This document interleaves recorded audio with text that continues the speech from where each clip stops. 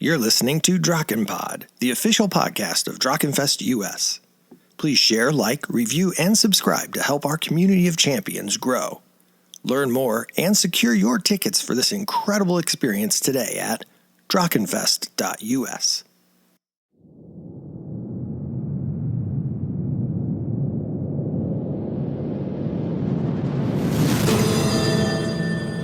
DrachenFest US, the largest fantasy LARP event in the United States.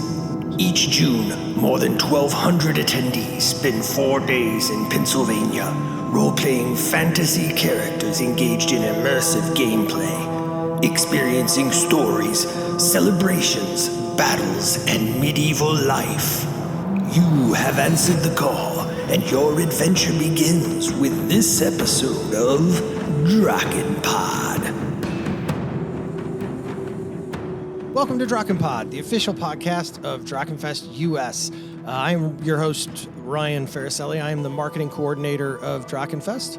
I'm Carie Varner. I'm the design lead for Limbus. And I am Jason Hughes, the coordinator for Limbus. You're doing a podcast voice. I am. Nice. Yeah, I like to mix it up every time I do something a little different. That's good. That's good. Oh, Yeah. okay. Well, this is a good episode to mix it up because we have something a little different today. We've talked about a lot of different aspects of the festival, but one thing that we've not spoken about is the kind of health and safety side of an event like this. You know, we have 1,200 campers in a giant campground who are hitting each other with swords and walking long distances and uphills in different types of weather and things. And so today we're going to talk about what health and safety things the medical team at DrachenFest do and some suggestions from them that can help people who are going get prepared. It's actually pretty fascinating to me. I love how DrachenFest has this sort of dedicated medical team because it is a very physical event. It is, at least partially, you could think of it as a sporting event. Mm-hmm. And so we need people on staff to deal with emergencies like that. And I've never been part of anything that was large enough and complicated enough to need a full-time medical staff. And I'm consistently blown away by these guys. It is going to be really, really helpful and important to folks who are coming, especially if it's the first time you've ever came, because there are some things that you might not normally think about. So if you've ever been interested in kind of the nuts and bolts of sort of what happens behind the scenes to keep over 1,000 LARPers safe and medically cared for over the course of a week out in nature, in a very large space, right? Because DrachenFest is not like a regular parlor LARP that's held in a ballroom at a hotel, and it isn't even quite the same as a Boffer LARP, a 2-day Boffer LARP that might happen in a national park, right? It's much larger. It's intense. Well, and most of those weekend Boffer LARPs have cabins. This is a camping event. It is different. Right. So we're going to talk today to the medical lead. His name is Dr. Jason Goldsmith, and he is going to tell us all about how large the team has grown to, some of the things that they have initiated this year from all of the learnings and experiences of the last 4 years that they've had at DrachenFest. And also, most importantly, this is the unglamorous part of today's show, is he's also going to share with us some basic things that folks who have never been to DrachenFest before, or folks who have, can actually do to help take care of themselves and keep themselves safe, and what to look out for in those around you in case they start to not feel well. Absolutely. That sounds great. So let's go talk to the doctor. Let's do it. Dr. Jason.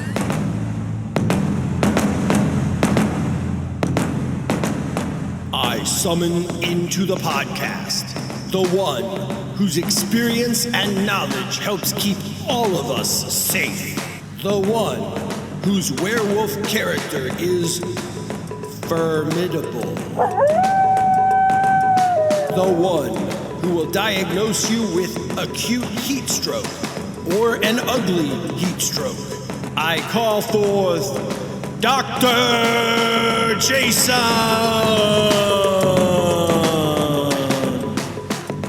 Welcome, Jason. How are you today? Good, Doctor. good. How are you all? Dr. Jason. Sorry, Dr. Jason. Yeah.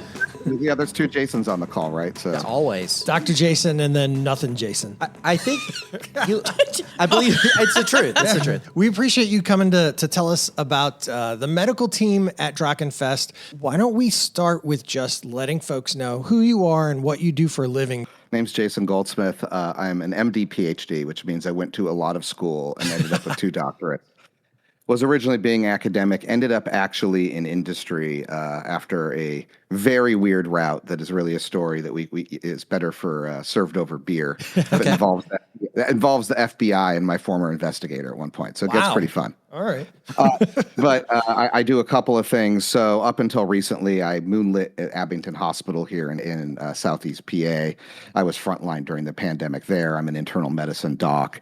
And by day, I work in pharma, coming up with really cool microbiome-based drugs to treat people's GI symptom diseases and other things. And then on the side, I'm also a podcast host. I co-host the Immunology podcast. So I'm kind of an all-around nerd. I got involved in DrachenFest at the second one. I knew about it for the first one, but couldn't make it out. It was too quick to jump out. But at the second one, I was just there. But I'm a physician in PA, which means not only am I protected by Samaritan laws if I see something happy, and I actually have a duty to treat in PA. Like I'm required to run to the fire, which is fine. That's how I'm wired. But at the second DrachenFest, there was someone that got hurt. And I ran to it and introduced myself to the one medic person as a physician, and they had no physicians on staff at the time, besides Bella, who's one of the directors, right? And then I introduced myself to the team, and then they realized I was a physician in PA, and I've been the game doc for year 3 and year 4, and now year 5. But we've had a growth spurt this year. For all the war stories we've heard and talked about, and the fun weather and everything else, I've kind of been front and center, and we've really worked this year to allow some quality of life back to the medic team. How long have you been LARPing? So I started in, I think it was 2019, I really got into LARP. I've been a long-term gamer, everything from D&D and board games to Warhammer and stuff. But then we had seen this game actually called Dragon Thrones that had kind of a mix of mega game and tabletop and LARP in it, and that's how it's our gateway to LARPing for serious. I'd done a little boffer like in high school and stuff for fun once or twice, but that's when I really took the plunge into LARP with my wife. Now my entire family LARPs. My son is the one from the kids episode who's Wolf. My son is the one. Oh my gosh, your kid is Wolf. We hate him so much. No. That's so cool. I'm teasing. We love He him. does indeed make you poor with his snacks. Yes, he does. Him coming by with the snack cart to Limbus is like one of my favorite moments every year. It makes me laugh so hard. He's probably maybe the richest single player without a full-blown enterprise in the game. I have to count his gold, not his copper, not his silver. Wow. His gold every year with him. See, so if you've listened to the Drake Academy episode, folks at home, like you know, like this is a thing. Like it's a big deal. The Drake Academy kids like are really actually an important big part of our game, and it's so awesome. So it's a whole thing. So yeah, so that's my kid. I guess the other thing, if you're in DrachenFest and don't know me from being the doc, which is a good thing. If you see me, you're having a bad day. Right. I'm also the werewolf who's been featured in various spoof pictures for April Fool's Day and everything else. I don't know what you're talking about. That wasn't marketing. I don't know what you're talking about. The 7+ foot tall werewolf with the green shirt is indeed me. Oh my goodness, I had no idea. It's a great costume. And I also am deeply amused that as the medic, the out-of-game medic who's responsible for, the physician responsible for one's health, in-game I've killed over 300 PCs. Thank you for the business. Yes. Ward, the werewolf, has serviced Olympus very, very well. both in human form and in werewolf form. Let's get a short summary of how the medical team works and what exactly they do on site. Sure. So I'm going to give you the new improved version. The old medical team had 4 of us who each had 12-hour shifts. That sounds crazy. And we would get called to every anything from a Band-Aid to heat exhaustion, heat stroke, or concussions, or we've had broken ankles and stuff, anything in between, right? Oh, yeah. So from the smallest cut to unconsciousness. That's the old medical team. The new medical team is a multi-layered affair that allows quality of life. Starting at the top, there's 3 physicians. There's always a physician on call. We do 12-hour shifts. But we're not primarily the ones being called. Then there's the core medical team, the medics, And if you need help and there isn't the third layer able to help, which I'll get in a second, you call medical. The top layer are 3 doctors. So what is what are the qualifications of this secondary layer of medical folks? You have to be an EMT, a paramedic, or a nurse. Okay, cool. So you have to be able to provide basic care. And then the lowest layer is actually volunteers. And this is a beta test this year called the FAST team, the first aid support team. So these are people who have first aid certs who are volunteering in each of the camps. And they're about to get their first round of training. And they're mostly volunteers. We give them a little something, but they're mostly volunteer. And they will have a supplied first aid kit at the camp that if they're around and someone has a boo-boo, like need a Band-Aid, needed some Tylenol, need an ACE wrap, but otherwise fine, but like I don't have the stuff, someone can put the Band-Aid on me, please. They can just do it. They don't have to call medical. They just write it down so we kind of understand. No one takes, we don't even take player names for this or character names. We're just like, I did a Band-Aid. Great. So we can kind of know on the wrist or whatever. So we kind of know like what's generally happening so that we can get feedback for next year and what the common issues are. And then they go about their merry way. And so that's going to take the medical team who used to literally be called for Band-Aids, not having to do that anymore. Right. So that's a new program. There's almost 20 volunteers between the camps. Wow. It's actually pretty cool. And then the next layer is the medics. And that's when you have the medic call that people will learn about in game and out of game. Like when someone's hurt, you need help, you have a code, you call for medic, and then the refs call for medic or what have you, and a medic comes. And this is for anything like I'm not feeling well and I think I'm going to throw up, or I have heat exhaustion, I'm getting faint. We can talk about some of the common things. So I think I twisted my ankle and I don't know what to do, to, oh my God, something's wrong. And then there's also code doctor. And code doctor is kind of the next level, or medical doctor call. That is when you need a doctor, but I don't need to run there. Example, does this rash require antibiotics? Or, hey, I'm the medic, and I could use a little extra help on what I think's going wrong here. It's a little over my head. Come. And then there's the big one, code medical emergency, which is all the people you can come, at least one medic on shift, maybe 2, and the doctor run to wherever you are. And this could be like someone got knocked unconscious and they didn't just immediately come to and they're fine. It's like, oh, this is a really big thing. What do we need to do about it? Heaven forbid, like someone has a really bad break or something, which we've never had. But like anything that's like, oh, crap. Yeah. Right. Like we need to move right now. That's medical emergency. Those are the kind of things that might require an ambulance. Exactly. And even sometimes you won't even need the doctor for an ambulance. If you twisted your ankle and you need to go get an x-ray and the paramedic knows that, like you don't need to call a doctor and like all you're going to do is get an ambulance. Right. Right. Like, cool, we'll take you on the golf cart and bring you up to the top at the bazaar and have you sit in the air conditioning, and then we'll get the ambulance here. It's not an emergency, but we just got to go get it x-rayed and babysit it and give you an air cast. But there's no running, right? It's just like the bad part already happened. Let's take care of this now and give you some ice, right? But when there's active bad stuff coming and like you need extra help, that's when the doctor will call. Or if the medic team's overwhelmed, because we've had 4 or 5 or 6 things happen at once, and then the doc will step in. That's kind of the tiered system now, which is much improved. So we've gone from 4 total people, 1 physician and 3 other medics plus Bella in the background, to 3 physicians, 9 plus medics because we're still recruiting, and almost 20 people on the FAST team and still slightly growing. So we've almost gone from 4 to 40 total staff. That's amazing. That's so which cool. is It's all designed for quality life, right? Yeah. We want people to be able to play the game and be on staff, and last year medical could not, essentially. Sure. It was essentially not happening. And that was partially the weather. So it's really been massive improvement in quality of life. We're kind of excited to see how it works this year. And it's just getting a lot more, it's growing up as the game grows up.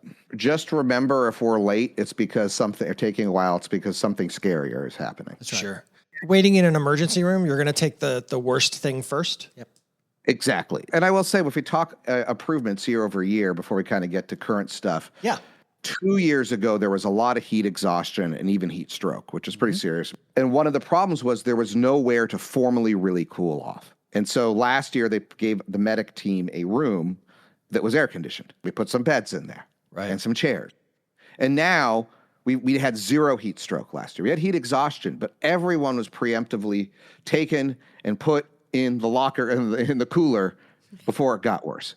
That's wonderful. And I think that's a real example of from 2 years ago to last year, just that one improvement drastically changed things. All right. So we're going to talk about some things that folks probably don't necessarily think of when they are preparing to come to DrachenFest. We're going to talk about some things that come up because of the camping aspect. And then we're also going to talk about some things that come up because of the geography of the campground we're at. And then we're going to talk about some things that are obviously, like weather is a big unpredictable element in June of Pennsylvania. Why don't we first start with the thing that every conversation about gamers always begins with? Yeah. But let's just hit it right out the gate so all the gloves are off, right? Let's talk for a second about the importance of hygiene at an event like this. Hygiene is critical because when you're not hygienic, your skin gets infected. Things go downhill. Like, look, we're not all going to smell like roses unless you're really going for that at DrachenFest. But you need to generally shower every day, please. Right. The going in the stream does not count as your daily shower, but can be a supplemental bathing exercise as well. 2 minutes of that, even if you forgot your soap, is drastically valuable because you're covered in stuff. And it is absolutely true humans can adapt to not showering, but that's not any of us because we don't do that the rest of the year. Right. Right? So trying to go into your non-shower mode and adapt in a week, not going to happen. I think a lot of these people are not used to the amount of sweat that they're sweating because, like, I'm a construction worker, so I'm in the heat all the time. I get it, but if you work in an office all year or you just don't have a physically demanding job, you don't think about the fact that you're covered in salt, and your body is not prepared for that if you're normally showering every day. Yeah, you're covered in salt and uric acid. It is the same thing that's in pee that gives it its smell, which is why sweat and pee actually smells more similar than any of us want to talk about a little bit. There's also bacteria involved. But you excrete that out along with a little bit of bilirubin in your sweat too. And that's what makes your clothes stain somewhat when you're sweaty. And you dump a ton of it off. We'll talk about heat exhaustion later, but you dump a ton of fluids off, but you also dump a bunch of salt. And if that's then rubbing on your skin's really not going to like you and you're going to get a rash. And then rashes mean you get a call from medical because you go, what the hell is that? And then, depending on the scenario, we get to send you to an urgent care or not to get antibiotics for your rash. And that's really fun for everybody, including you, because then you're out of game for like 4, 5, 6 hours while you go and get that party started. Also, bacteria loves the dark places. And so if you're getting some friction in your breeches, so to speak, and you're not showering, that's really going to suck for you. Yeah. Like a day or two in. So hygiene's super important. Smell is just a warning sign, but it's really about making sure that you're not like just jacking your skin up, which for most people is not adapted to just roughing it for a week, backpacking with no shower. For the love of God, wash that stuff off before you get an infection. So let's talk a little bit about the weather. I'd like to start with the cold because it's the one we don't talk about as much because we haven't seen it quite as much. But it can get very, very cold. Like you can be in shorts during the day. I mean, medieval shorts. You can be in, but you can be in short breeches during the day, and then in the night it can be very cold. I want to say it was 40s in year 2. Yes. So like we don't need to talk about cold during the day. Look, bring your medieval stuff. Bring a cloak. If you're a fighter, bring a gambeson. You'll be plenty hot. Right. In June. Like we're fine. Like LARP clothes are warm, generally speaking. You can just wear your armor more. Cool. Next. At night. I always advise people bring a sleeping bag too. There isn't all sleeping bags are going to be rated to the weather you have at night in DrachenFest.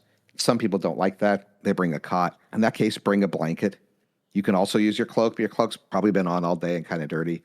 Right. Bring an extra blanket. Layers. You may not need it, but you won't know, right?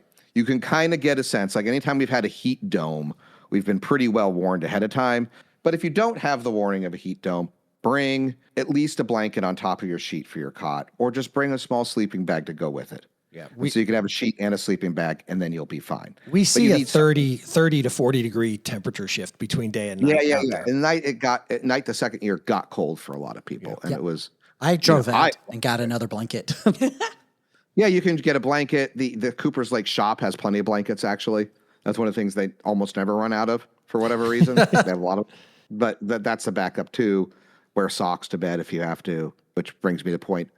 Number of days times 2 equals number of socks. I brought every pair of socks that I owned last year. But that's like, if you're here for 4 days, you need at least 8 pairs of socks, folks. Why is that? Everybody says that, but why do I need so many socks? Like if I'm not walking through water or mud, why do I need to change my socks halfway through the day? Well, for one, you might be walking through water or mud as we go back to weather, and your feet might get wet from nature.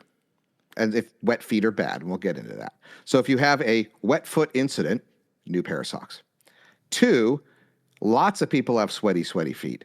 And so that then leads to the same problem of wet socks. It's just self-caused versus nature-caused. Okay. And then you need to change your socks. And so the general rule of I have my day socks and my evening socks works pretty well, because if you're sweating from 8 a.m. to 4 p.m., then you can swap socks and have the evening together and good to go.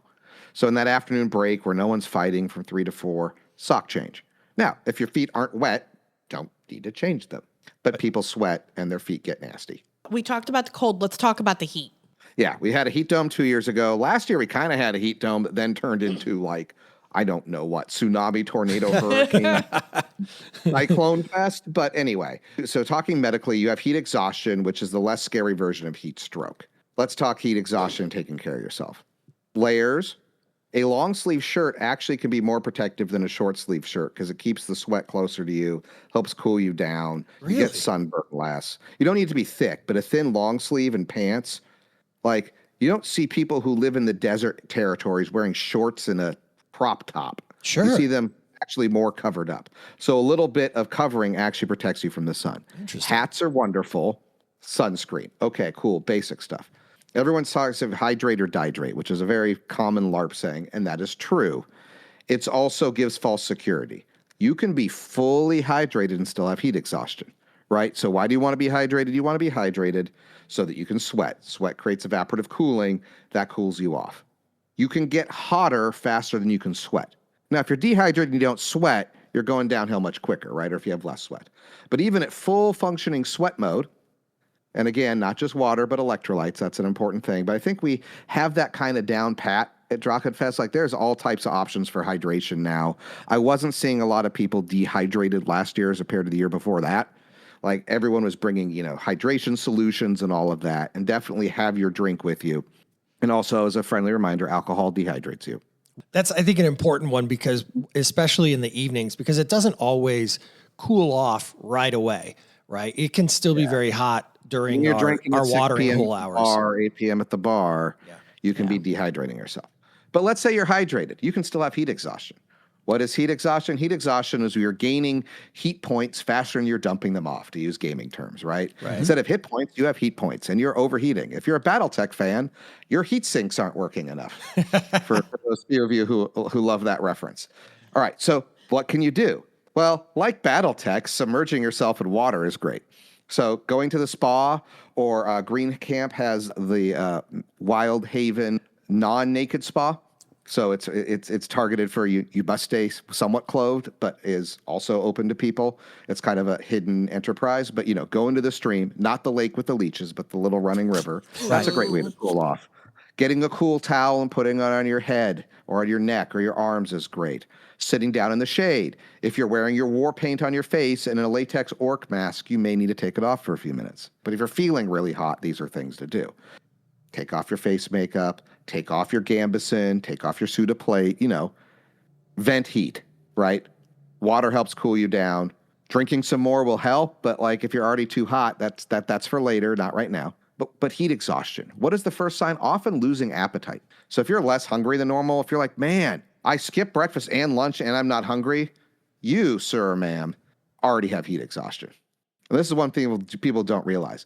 Being oddly tired. So we all call that thing cardiac hill and going up the hill. If going up cardiac hill the first time of the day, or it's been hours and it kills you way more than normal, so everything gets tiring more quickly, heat exhaustion. If you're really cranky for no reason, which was a theme of 2 years ago for everybody, heat exhaustion. Your pulse can be a little thready. It can be a little bit fast. It can be a little weak, though. You feel lightheaded. That's where it's getting worse and worse. So you need to cool off. I tell people, if you get angry because somebody says you look like you're too hot, you're too hot. Exactly. That's a really good one. Yeah. And we talked about cooling off. But honestly, if you I don't know how to cool off, call a medic. We have an AC room. Water's great. Wet towels are great. Taking off your damn armor, really good choice. All of that. What's heat stroke? We've only seen it a few times at DrachenFest. It's a true medical emergency. Your blood pressure is well over 200, top number over 100, bottom number. You may have altered mental status. You may not be all with it. You may be going unconscious. You're definitely not thinking clearly. If you see anyone on the ground kind of going wackadoodle and you don't think they're drunk, or even if you do, you need to call a medic. But if they're really hot, it's a medical emergency. Because then what can happen after a heat stroke is a stroke. So the blood pressure soars and they burst a blood vessel. It's real bad, but it is what we would call, that would be a code medical emergency, and it is an immediate, like, you don't have time for the ambulance to show up scenario. Right.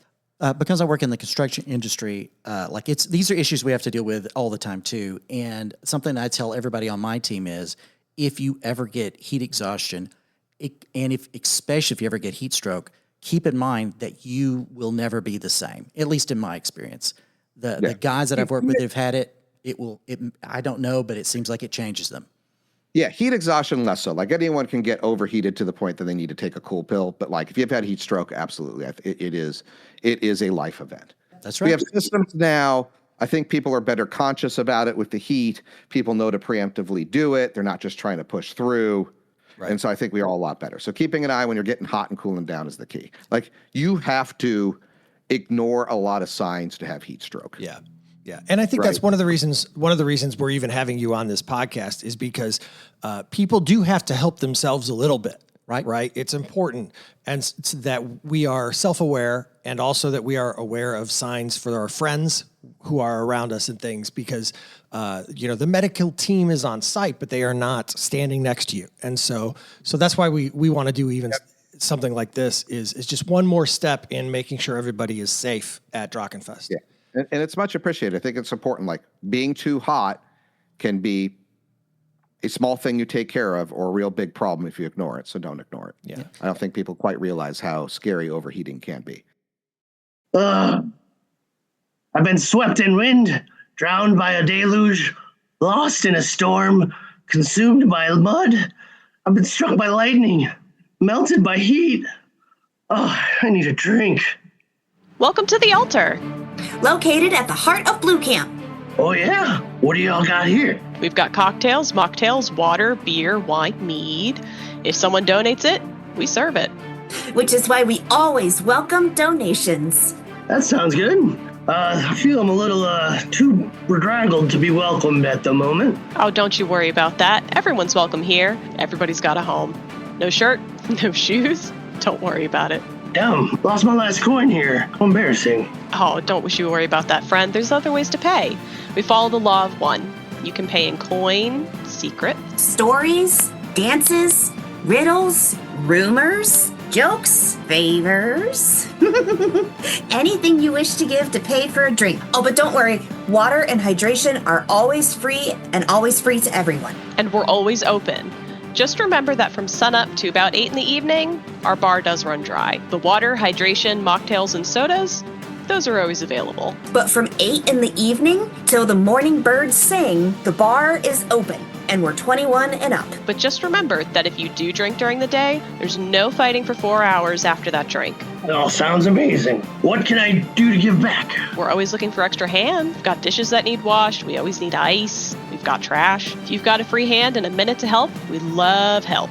And we always pay. Oh, and if you want to do something during the final battle, we are the ones that will run the water to the battle people. We always want more water bearers to join the flock. Y'all three really seem to have quite the community here. We welcome all with open arms, but don't mistake our hospitality for weakness. We don't take shit. So be kind and have a good time. Is she supposed to have those swords? To the drink! So let's talk about feet. Because I had a member of my team last year that did not realize when you had wet shoes, you should change them. And it's because this person worked in an office. They didn't camp all year. They didn't know that. Right. So last year was a really good example. Everyone's boots got wet. Okay, so what do you do after that? You take your boots off and your socks off, and you switch. Now, if you have 3 or 4 pairs of LARP boots, like some of us do, great. Swap it. Let those dry out for a day or two. Hang your socks up. Let them dry out. It's hot enough that in a day or two, they may actually be dry. If you don't, everyone should have a pair of flip-flops with them. Interesting. Like fundamentally, you should have a pair of flip-flops with you. Why? Because you're hygienic and shower and wear those in the group showers. Obviously. Right? And 2, now if your feet get really wet and you have to walk around, like LARP decorum, who cares if you have some flip-flops on, folks? Like if everyone's looking at your feet, something's gone a little weird. But then you're not in wet boots, which we'll get to the problem. When Reese was on our show, Reese is the head ref. When they were on our show, they said no one is going to cry foul about the level of immersion because you had to put your tennis shoes or your flip-flops on to save your feet. Just no one's going to be upset by that. Correct. And the great thing about my view on flip-flops is you're already using them in the shower. You already brought them. Right. Because you're hygienic. Yes. So just wear them. If everything's wet and soggy and every time you step in a puddle and the next puddle you step in with your tennis shoes, your shoes are wet, guess what? Just wear flip-flops. They rinse off and they dry very quickly. Correct. And your feet are air drying the whole time. Because what happens if you put your foot in a wet boot? You get a skin infection on your foot or your calf, which is affectionately known as trench foot when it gets real bad. So we had numerous cases of early trench foot, which is cellulitis or infection of the skin. And I had to send multiple people to the local urgent care to get antibiotics. And while we carry all types of fun meds with us, we can talk about that too for medical. I do not carry IV antibiotics. So if I notice something on my foot, what should I be looking for? So cellulitis is pretty obvious. It is a big old reddish rash that grows and doesn't get better. It's not raised, but it's tender a little bit, feels warm, and often will get bigger, and it looks like it's in the skin. Versus something that's on the skin or a bug bite, which is like a bump. Cellulitis does not bump up. It's just a color change. Okay. And it becomes tender to the touch. What about blisters? Yes. Because I know blisters, you can also get blisters faster when your feet are wet. No, that's absolutely true. Like you're just getting the friction. Yeah. So the other point is like wear good shoes that are comfortable. Do not wear your shoes for the first time at DrachenFest. Those new LARP boots you got in the week before DrachenFest, wear them all week. Then you can take them to DrachenFest, but not before. Do not break in shoes at DrachenFest. Like I know a LARPing can be expensive, but I really advocate a smart wool or wool sock. Even in the summer, you can get the lightweight ones. They wick moisture away, keep those feet dry. And, maybe only 4 of your pairs of socks are smart wool and the other 4 are regular, but that's still a worthwhile investment. I know not everyone loves Amazon, but you can get them on Prime Day pretty cheap. Plan that out. Dry feet save lives. They're also make you more comfortable. In terms of blisters, the medic teams and the bags will have my favorite Band-Aid, which is 3M Next Care Band-Aids. They're waterproof. Anyone have ever had an IV where they put that clear plastic on it, right, to hold it in? That's called a Tegaderm. These Band-Aids use that as their adhesion with a clear area around it. They stick on great. They're great for blisters. Things like moleskin and stuff are also awesome. They don't stay well, especially in a LARP scenario. So we're making sure all the bags have that this year. But also bring your own stuff, because if we have a run on the Band-Aids, I can only bring so many. Yeah. I would just like to say that I love the fact that you have a favorite Band-Aid. I don't know why that, it's like, oh, doctors have favorite supplies too. I would say you've got a favorite pencil, I'm an artist. I have a favorite type of pencil. You have a favorite type of Band-Aid. Absolutely. Yeah. What about walking? This campground is very large, and there is lots of walking. And in particular, there is a very large hill we call Heart Attack Hill that has the bazaar up on the top of it. Related to the feet, but this is probably more about joints and stamina. What can folks do to prepare for the amount of walking that happens? This is a really good question. So 1, don't use new shoes for the love of God. If you can see, I have some feelings about this. Yeah. Right? 2, make sure you have insoles. Slop those out. If you have 1 or 2 pairs of boots and you want to invest in some insoles. Oh, that's really smart. You can cut them to shape, but again, don't try them for the first time there. What do you have to do? Wear them for a few weeks. 3, to what Reese said, comfort over LARP prettiness. Can you buy really good boots for LARP that look pretty, period, and have good support? Yes. Are they cheap? Nope. Sometimes just some brown or black tennis shoes that blend in pretty well. Great. Scotch guard your boots, depending. If your boots are pretty breathable, you can Scotch guard them and they'll still be okay breathable, because again, you have your wool socks on. So my boots last year, I was caught in that first day of rain. Oh, yeah. And inches of water. And my boots, my feet did not get wet at all in leather boots because I Scotch guarded them.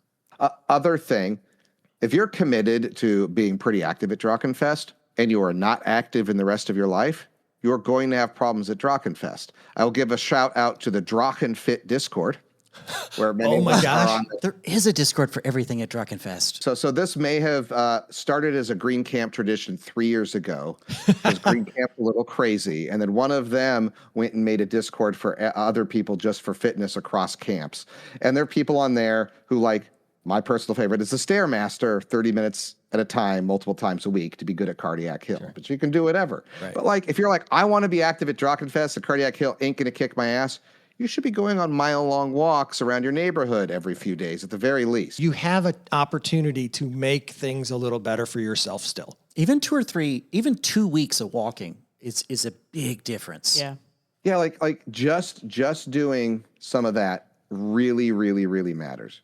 Again, insoles are God. They are not cheap, but like, you get what you pay for in this case. Yeah. And they really, really, really do matter. Let's talk about our backs, because a lot of us do not carry weapons or satchels or 100 pounds of armor during our regular day life. And we're sleeping in beds. And that is not always the case when you are in a tent. And so what can we do for our backs? If you've never worn armor before, DrachenFest should not be the first time you wear armor. You should be doing it, wearing it to the office for 2 weeks before DrachenFest. In your new boots. Right, in your new boots.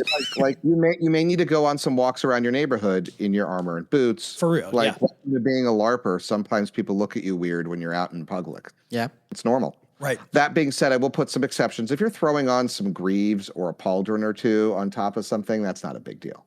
But once you start strapping stuff that's your frame is holding up, you need to know how it works, and you need to have fitted it tightly. So the best part for armor, and I'm going kind of step by step, is that it's fitted and secured to you. So people will use gambesons with arming points or an arming coat. If you're doing a bunch of straps, you better make sure those leather straps that are cross-holding stuff have the hole in the exact right spot, which means you probably need a hole punch to line those up, because the standard ones you got aren't enough. And if you're just off the shelf fitting it, it's not going to work. Armor is fit to the person. And so you have to know that if you're going armor custom. Now, I want some armor points because I want to fight DrachenFest. What can you do that's really quite quick? A properly sized, even lightweight gambeson counts as armor, chest armor, and leg armor because it covers your thighs. Throw some greaves on and you're basically fully covered. Is it sometimes warm? Sure, but so is all the other armor you were thinking about wearing too. And you can take it off and let it dry. That's another way to do it, is don't go heavy on stuff if you haven't done it before. Number one, you have to know how to wear armor, and I can't fix that in a podcast. Number two, wear good belts. So a tiny little belt sagging on your lower hips is not going to be great. Most people who carry a lot have 3 or 4 belts on. One for your pants, one for your weapons, one for your pouch. That way I can take my weapons off and hold them and take that off. I can have a thicker belt. You know, a nice inch-long thick belt supports the back. If you decide to wear chainmail, you better have a belt over the top of the chainmail, because that belt that goes high on your waist displaces some of the weight from your shoulders into your hips. So that's a really important part too. The first time I wore chainmail, I learned that the trick with the belt the hard way, because I didn't have a belt. And first of all, my shoulders were killing me just a little while into it. And the first time I took 3 quick steps, I absolutely wiped out on the ground because I was not used to the weight and it was distributed badly. So, yeah. The belt makes a huge difference. So that's part of it. Yeah. We also need to consider not just armor as well, though, because there are a lot of folks that don't necessarily wear armor because maybe they're playing an alchemist or a magic user or a rogue or something. And so the other piece to this is bags, satchels, backpacks. Like I remember just recently we had the video from Jenny D came out, and she was talking about how excited she was. Her and her partner were attending, and they were like rival juice makers, and they were carrying these big jugs of juice on their back to like let people try it. And then they got like 2 hours into game and they were like, I'm carrying 50 pounds of lemonade on my back. I'm sore. So to call out my son again, he has a cart to haul his snacks. Yeah. Right? So a couple people have these really fancy backpacks. They're built on backpacking frames and secretly distribute the weight, and then they use LARP magic to hide it. Have your pouches be balanced. So if you're going to have a hip pouch, have one on your left and then a different one on your right. But you can only carry so much. Right. And real backpacks are wonderful. So I mean, I have a backpack that I carry with me for LARP shenanigans. The worst thing in the world is one of those arm satchels that you sling on one side and you tilt over. Oh yeah. have a messenger satchel that goes crossbody, but you only get so much weight in there before you have to go to a backpack. Yeah. Also, water is heavy. So I advise small canteens people bring, the size of a regular water bottle or slightly bigger. You can get them with the LARP corks. They look great. And refill. There's almost always water everywhere now. We're really good about that. What about people who get head impacts? What do they need to think about? What do they need to watch out The whole for? concussion protocol. If you got your hit in the head and you're not sure if you're okay, you don't know if you're okay or not until you have a medic check you out. Yeah. And we'll do a concussion review with you and see if you have a concussion. And the answer is if you really do have a concussion, you're probably not going to be allowed to fight the rest of the game. Because data has really shown that if you got your bell rung hard, the worst thing that can happen to your brain is getting it hit again in the next 72 hours or week, really. And since the game's only 4 days of fighting, you're done. What can you do to have that not be a problem? One, we use foam weapons, and that really does a lot. Like, let's be honest here. I think all the aero safety rules that keep getting updated help too. 3, most important, back to armor, helmet. That's why they give you a hit point and not an armor point now, is we're really encouraging helmets. Helmets are wonderful because you know what helmet is? Real armor. Guess what? It will prevent you from getting a concussion, almost certainly. That helmet is that last mile of protection for your head.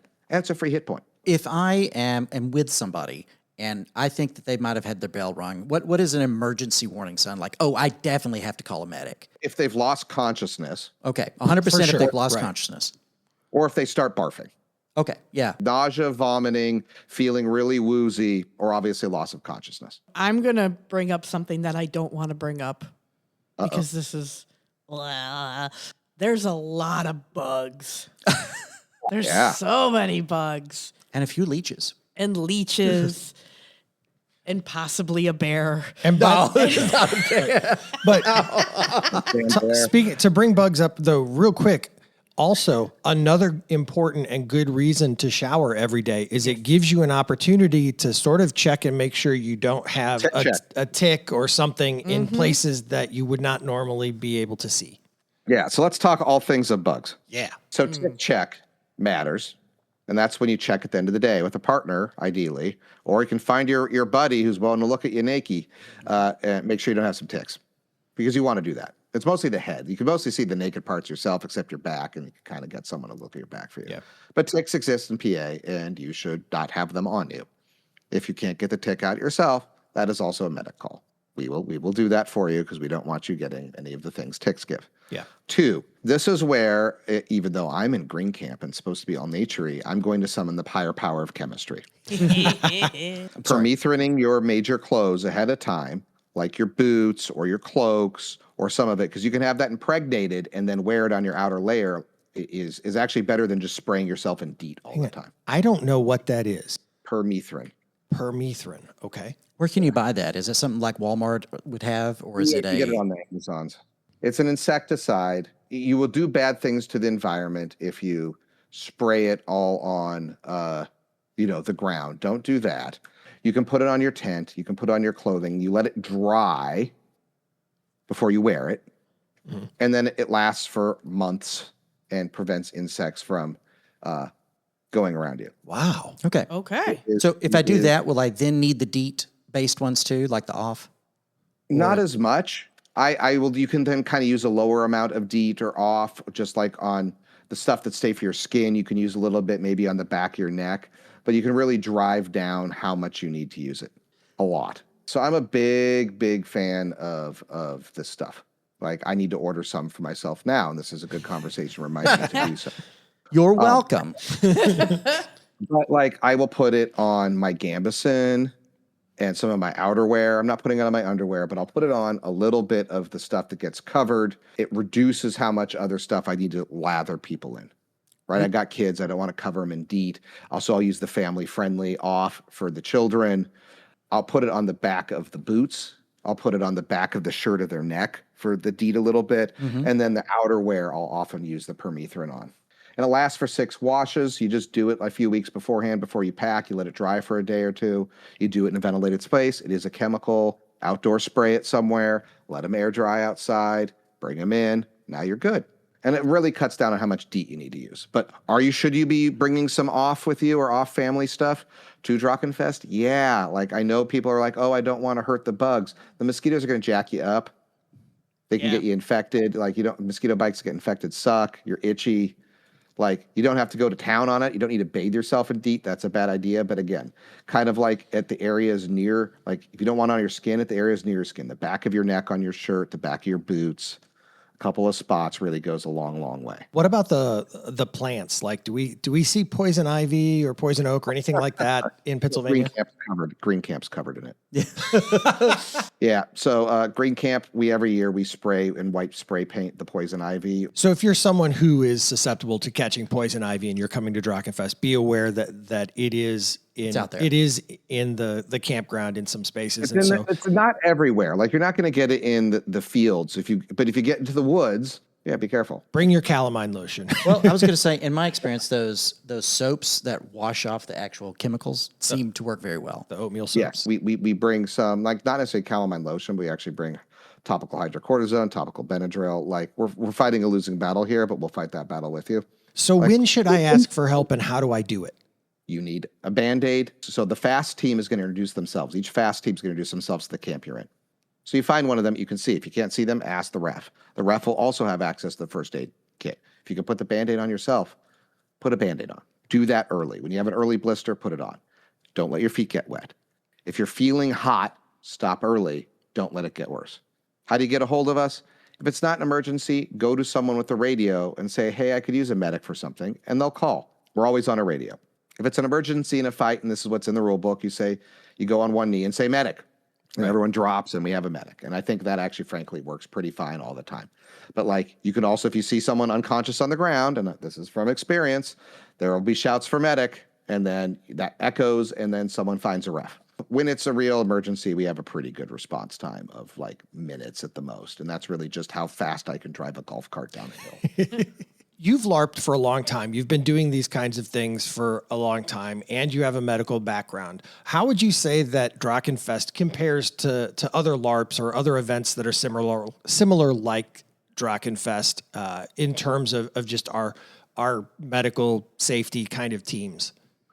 I would say it's atypically robust that you have two MDs. You know, if one MD on a board, you have me there, and now we have a third. So you have a lot more high-level medical oversight than you do in most places. This is the type of stuff you see at a festival, like a high-end festival, like a Burning Man or a Coachella type of event, which has a lot more people. So I actually say we're pretty high on the top of like what type of thing we provide and have access to and safety orientation. Like, this is going to be year 5. It's had 4 years behind it. We have a lot. We have albuterol on site and Narcan and epinephrine and lidocaine and IV saline for emergencies and all types of stuff that you typically don't get at like your usual camping BOF or LARP.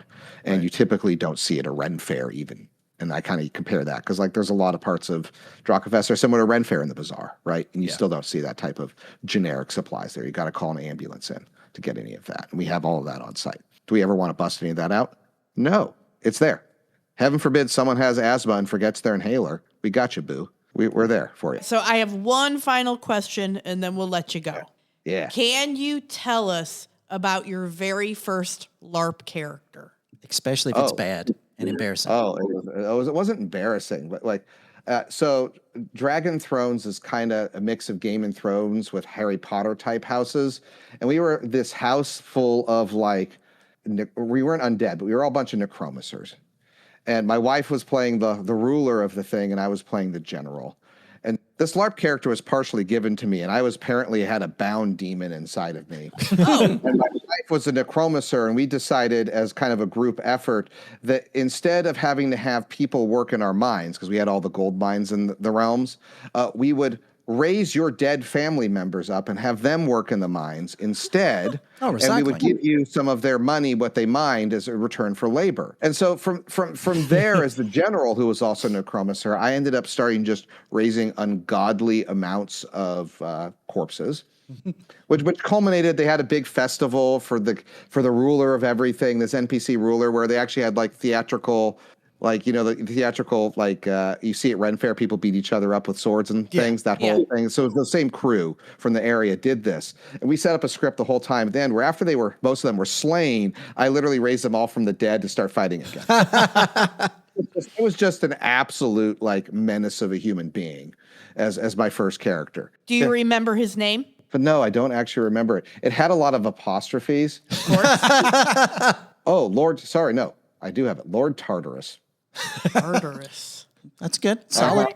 Not evil at all. No. Dr. Jason, thank you so much for spending the time with us today. I know that in some ways this is probably a little bit a less exciting episode than we normally do, but I also think that it is a more important episode than we normally do. And we are so thankful that you and your team are doing so much for our event and to keep all of us safe and healthy. And we just are so thrilled to have you with us and can't thank you enough. Much appreciated. Thank you for having me on. And I will say, I hope I see all the players as my werewolf character in werewolf form and not as the medic. But you may feel differently given how that goes usually as the werewolf. To all the players out there, he wants to go through Limbus. Yeah, Help him. get him. Get him.